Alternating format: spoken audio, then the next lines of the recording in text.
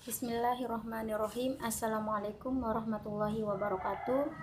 Saya Yulia Ningsi, NIM 1901011197. Di sini saya akan mempresentasikan salah satu alat peraga, yaitu sosok pemimpin yang bersikap tawadu. Siapakah dia?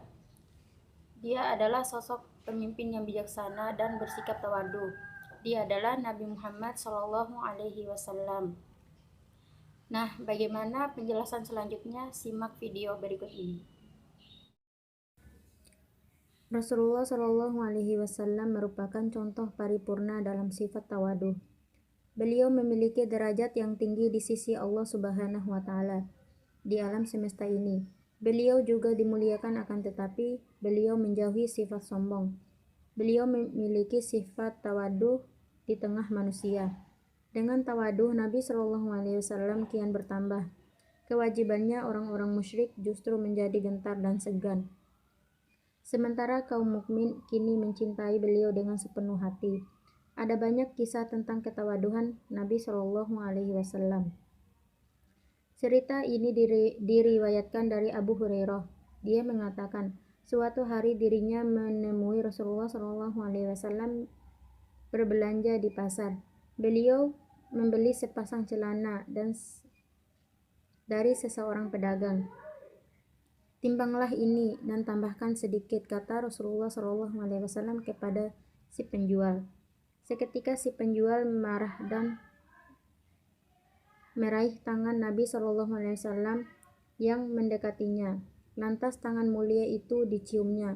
Namun Rasulullah SAW kembali menarik tangannya, seraya berkata, ini adalah sikap seorang ajam kepada raja-raja mereka. Aku bukanlah raja, sungguh aku berasal dari kalanganmu. Sesungguhnya transaksi Abu Hurairah ini ingin membawa barang belanja Nabi SAW. Namun beliau menolongnya. Orang-orang mempunyai barang itu lebih pantas membawanya, ujar beliau.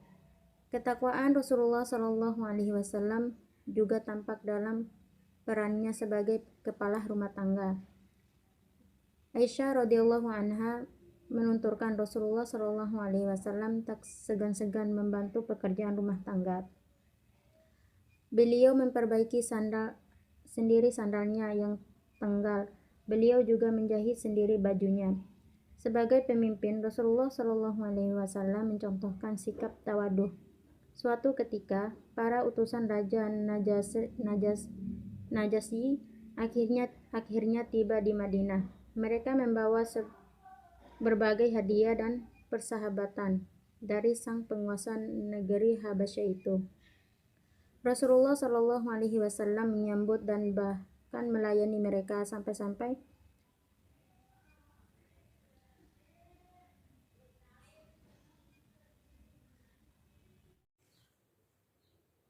Assalamualaikum warahmatullahi wabarakatuh.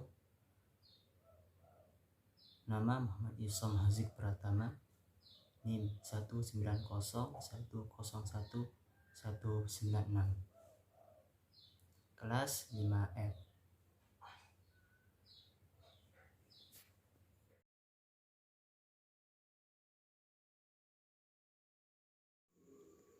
Bismillahirrahmanirrahim. Assalamualaikum warahmatullahi wabarakatuh.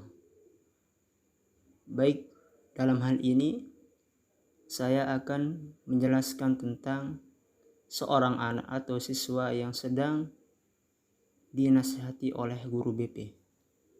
Guru BP adalah guru yang bertugas dan bertanggung jawab memberikan layanan bimbingan dan konseling kepada peserta didik di satuan pendidikan.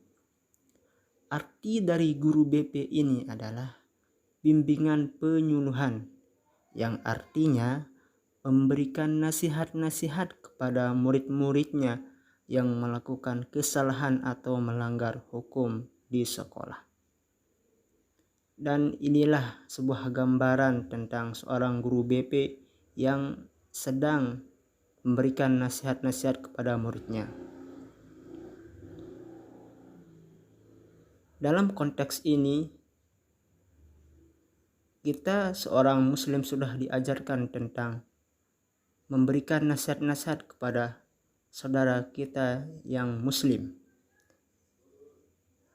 yang tertera dalam surah Al-Asr yang berbunyi, A'udzu billahi minasyaitonir rajim.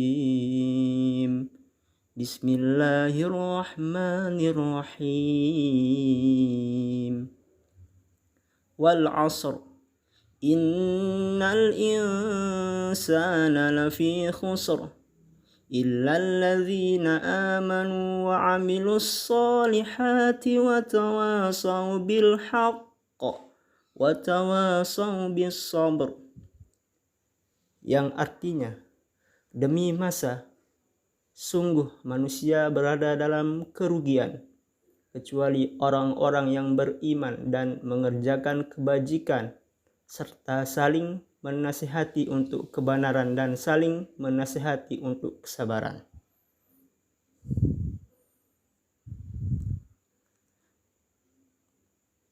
Dan sebenarnya guru BP itu enggak kejam, galak dan seram. Aslinya guru BP itu adalah orang yang bersahabat dengan siswa-siswinya. Dia membantu ketika prestasi belajarmu bermasalah. Kemudian memompa semangatmu ketika motivasi belajarmu berada di titik terendah. Menjadi mediator ketika terjadi konflik sosial di sekolah. Bahkan bisa jadi tempat curhatmu ketika ada masalah dengan teman atau keluarga di rumah. Mungkin hanya ini yang dapat saya sampaikan. Baik, bismillahirrahmanirrahim. Assalamualaikum warahmatullahi wabarakatuh. Wassalamualaikum Nama saya Rizky Juni warahmatullahi Asri wabarakatuh. dengan NIM 1901011195 akan mempresentasikan dengan dua alat peraga kelanjutan dari teman-teman yang lain, yaitu yang pertama ada gambar tentang seseorang yang gagal, dan kemudian yang kedua lawannya, yaitu tentang gambar seseorang yang sukses. Baik, bagaimana penjelasannya? Mari kita simak bersama. Baik, kegagalan. Ya, kegagalan. Kegagalan adalah suatu keadaan yang bakalan kita alami ketika kita ingin kesuksesan. Ibarat kata seperti sayur tanpa garam. Kegagalan adalah suatu keadaan yang dimana kita akan alami. Kita akan rasakan ketika kita ingin mencapai kesuksesan. Kesuksesan tidak akan ada artinya tanpa ada kegagalan, seperti sayur tanpa garam. Jadi ketika kita ingin mengalami kesuksesan, kita terlebih dahulu akan diuji dengan kegagalan ini oleh Allah. Kegagalan ini akan diuji. Dengan apa kita diuji? Dengan gimana cara kita bersabar ketika kegagalan itu menimpa. Bagaimana kita bisa terus bersyukur kepada Allah dengan kegagalan yang kita terima. Apakah kita akan putus asa? Apakah kita akan dengan kegagalan itu? Apakah dengan putus asa itu kesuksesan yang akan kita raih itu bakalan gagal seperti kegagalan ini? Tidak. Maka dari itu ketika kita mengalami kegagalan ini, janganlah sekali-kali kita untuk merasa menyerah atau putus asa. Nasihati terus diri kita, terus dukung diri kita sendiri bahwa kegagalan ini adalah suatu proses pertama akan kita alami ketika kesuksesan itu menanti kita di depan sana. Kegagalan, ketika kita sudah gagal, ketika kita tidak ingin menyerah, ketika kita tidak mau putus asa, maka inilah yang akan kita terima balasannya, kesuksesan. Ya, kesuksesan ini adalah tujuan kita ketika kegagalan itu menimpa.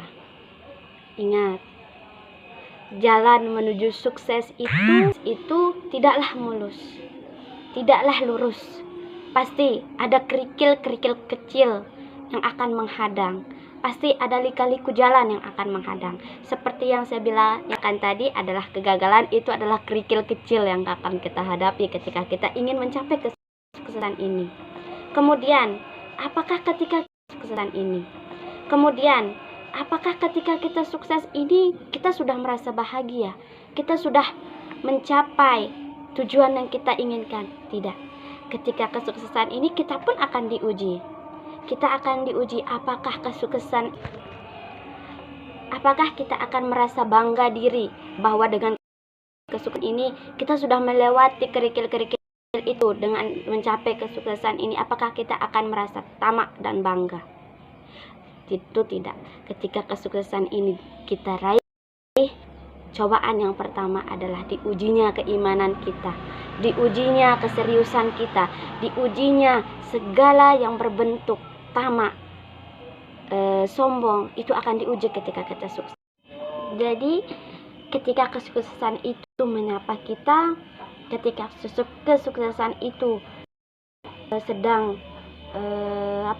berada dalam diri kita, maka jangan sekali-kali kita merasa bangga dengan diri kita.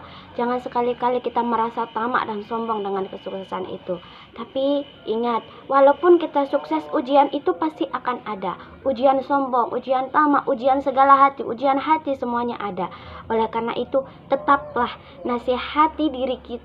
Jadi, tetaplah dalam pendirian kita. Tetaplah nasihati diri kita. Tetaplah untuk selalu mengingat bahwa kesuksesan yang kita raih sekarang ini adalah kesuksesan yang Allah berikan kita, walaupun hanya sementara. Karena dengan keteladanan kita yang awalnya, keteladanan yang kita ambil itu tidak pernah putus asa, tidak pernah ingin menyerah karena ingin meraih kesuksesan itu. Maka jangan pernah lupa akan semua itu.